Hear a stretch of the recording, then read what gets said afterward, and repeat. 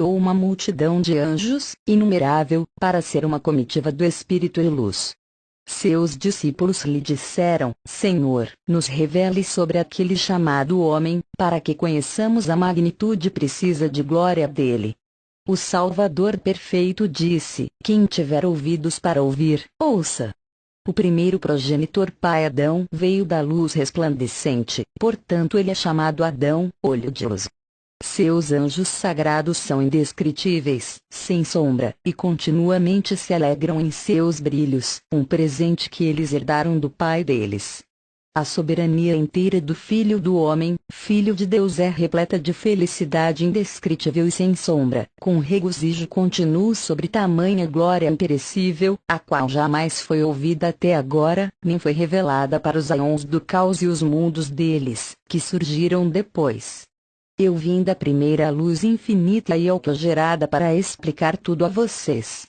Novamente os discípulos disseram: Diga-nos claramente como eles desceram dos reinos imortais e invisíveis para o mundo que está cheio de morte e agonia.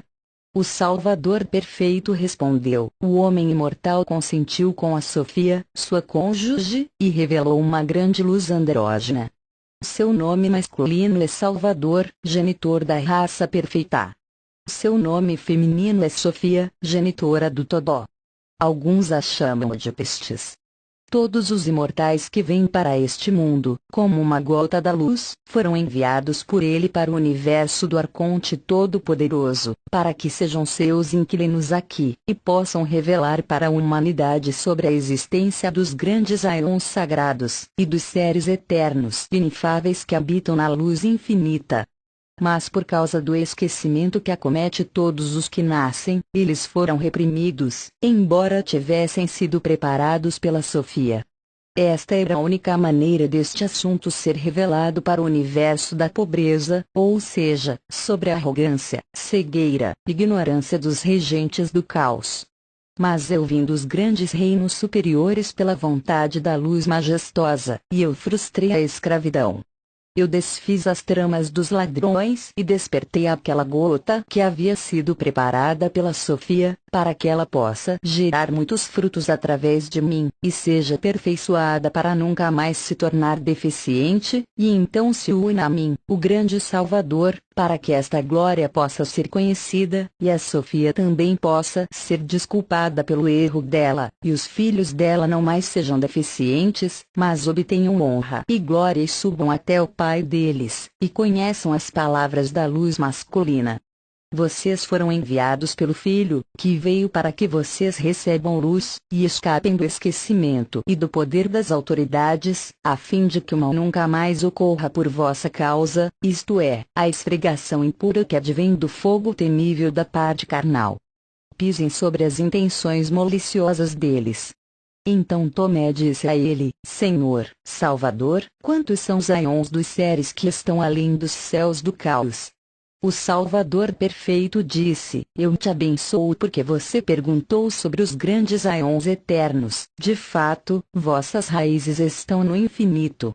Quando todos aqueles quem eu descrevi foram revelados, o Pai autogerado rapidamente providenciou 12 aeons para a glória e acomodamento dos 12 anjos. Todos eles são bons e perfeitos. Então aconteceu o erro da fêmea, que culminou no surgimento deste universo e seus regentes. Tomé continuou: Quantos são os aeons dos imortais, começando pelos infinitos? Salvador perfeito disse: Quem tiver ouvidos para ouvir, que ouça. O primeiro aeon é o do homem, que é chamado Adão, olho de luz. O segundo aeon é do Filho do Homem, que é chamado primogênito, e também Salvador, genitor da raça perfeita, que apareceu. Em seguida vem o aeon dos filhos dele, a geração sobre a qual não há reino. Abrangendo estes está o aeon do Deus infinito eterno, o aeon autogerado dentre os aeons, e todos os imortais que eu descrevi estão incluídos nele. Agora, abaixo dos eternos está o sétimo céu e os aeons do caos que surgiram por causa da Sofia, que estava no primeiro aeon.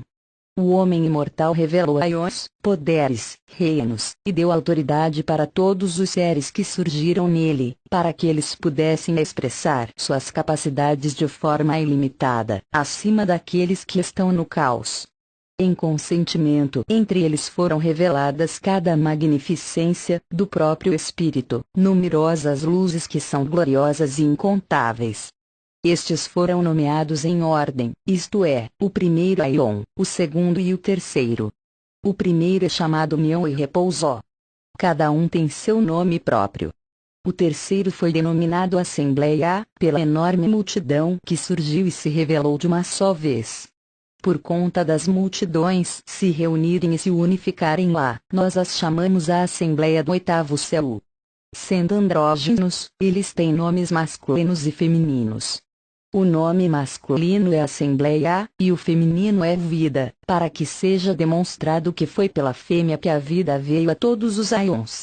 E cada um deles recebeu seus nomes, desde o princípio. Pois em colaboração com seu pensamento, os poderes logo apareceram e foram nomeados deuses. Os deuses dos deuses através da sabedoria deles revelaram deuses.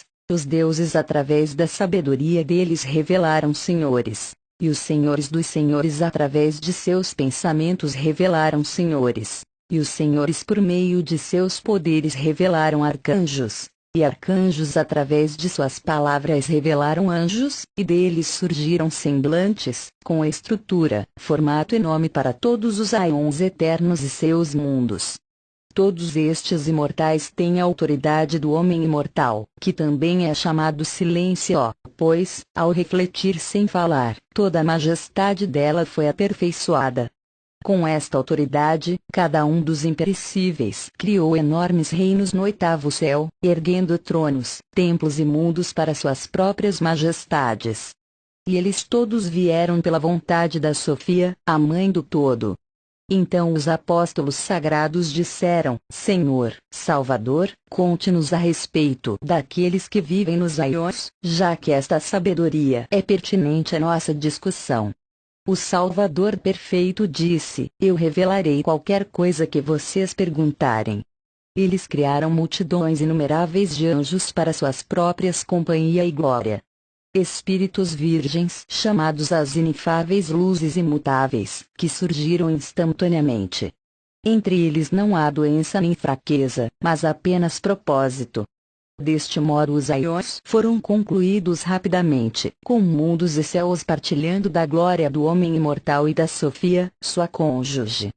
Tomando como modelo a estrutura e organização desses grandes reinos superiores, foi feita a cópia para a criação dos céus do caos e os mundos inferiores, que surgiram posteriormente com suas criaturas. Ao contrário dos que estão no caos, os eternos habitam na luz que brilha sem deixar sombra, com felicidade que não pode ser expressada, e em alegria inexprimível. Eles se deleitam constantemente na estabilidade de suas glórias e no repouso imensurável que eles usufruem. Os Aions do caos e todos os poderes que surgiram mais tarde não têm sequer noção desta maravilha. Eu estou dizendo todas estas coisas para que vocês possam sair daqui e brilhar na luz acima deles. Maria disse a ele: Mestre sagrado, de onde os teus discípulos vieram, para onde eles vão, e qual a missão deles aqui? O Salvador perfeito disse: Você deve saber que a grande Sofia, mãe do todo e cônjuge do Pai eterno, desejou formar um reino sozinha, sem o consentimento do cônjuge masculino dela. Então, para que a bondade inimaginável do Pai pudesse ser revelada secretamente para as criaturas que seriam produzidas aqui, foi colocada uma cortina entre os eternos e a criação do universo que foi formado. Consequentemente, a verdade ficou escondida de todos os Aions do caos. O erro dela tornou-se evidente para os imortais quando se iniciou a disputa contra os regentes da escuridão. Por isso foi necessária a colocação da barreira entre os reinos, que funciona como uma cortina espiritual. Como eu disse antes, dos grandes aeons superiores partiu uma gota de luz do Espírito, que desceu para as regiões inferiores do Todo-Poderoso no caos, e as formas modeladas humanas foram elaboradas a partir daquela gota. Pois este é um julgamento contra ele, o arquigerador cósmico chamado Yaldabaoth, do qual os poderes do caos foram originados. Aquela gota do Espírito habitou dentro do corpo mortal que havia sido produzido, junto com a alma viva proveniente da respiração dos arcontes. Ela permaneceu murcha e adormecida por conta da ignorância e da fraqueza da alma. Mas então ela foi reavivada e aquecida pela respiração da grande luz do homem, e adquiriu a consciência espiritual. Nomes foram recebidos por todos os escolhidos que estavam no mundo do caos. Eles despertaram do esquecimento e se tornaram perfeitos, pela intercessão do Imortal, quando sua respiração foi lançada dentro deles. Isso aconteceu por intermédio da Sofia, para que o homem imortal pudesse fornecer as vestimentas eternas para os seus eleitos quando eles deixarem o mundo, de modo que isto seja um julgamento contra os ladrões. Quando eles terminarem este trabalho, o Pai os reconhecerá pelo sopro da respiração que habita neles, e os receberá com felicidade dentro do seu grandioso reino eterno. Como os seres produzidos no mundo possuem apenas a alma que lhes é fornecida pelas autoridades, e carecem do espírito de imortalidade, eles não poderiam obter esse poder por conta própria, mas somente pela intercessão do Pai. Esta é a missão de todos os filhos da luz, até que o tempo do caos seja concluído, isto é, até o término do período estipulado pelo grande anjo. Agora eu completei o meu ensinamento sobre o homem imortal, e afrouxei as amarras dos ladrões por ele. Eu quebrei as celas dos impiedosos nos domínios deles.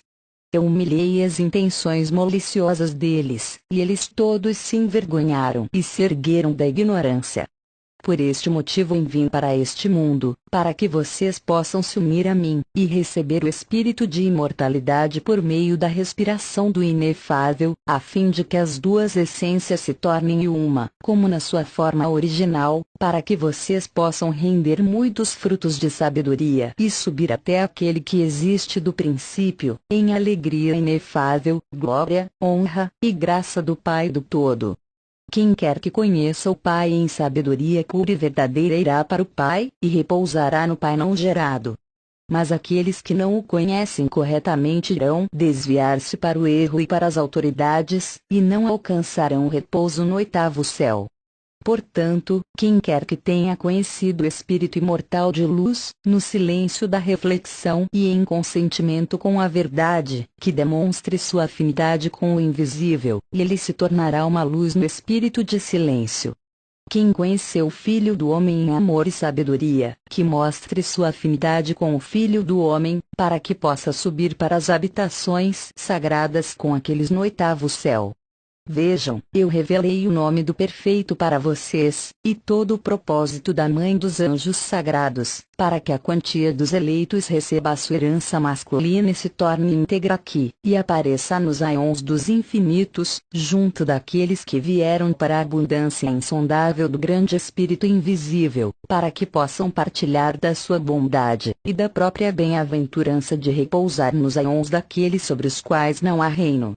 Eu vim do primeiro que foi enviado para revelar a vocês sobre aquele que existe do princípio, por causa da arrogância do arquigerador cósmico e os anjos dele, já que eles se intitulam deuses. Eu vim para remover até mesmo a cegueira deles, para que eu conte para todo mundo a respeito do Deus inefável que existe além deste universo. Portanto, eu proponho a vocês que pisem sobre os túmulos deles, humilhem as intenções maliciosas deles, e quebrem os comandos deles, substituindo-os com o meu comando.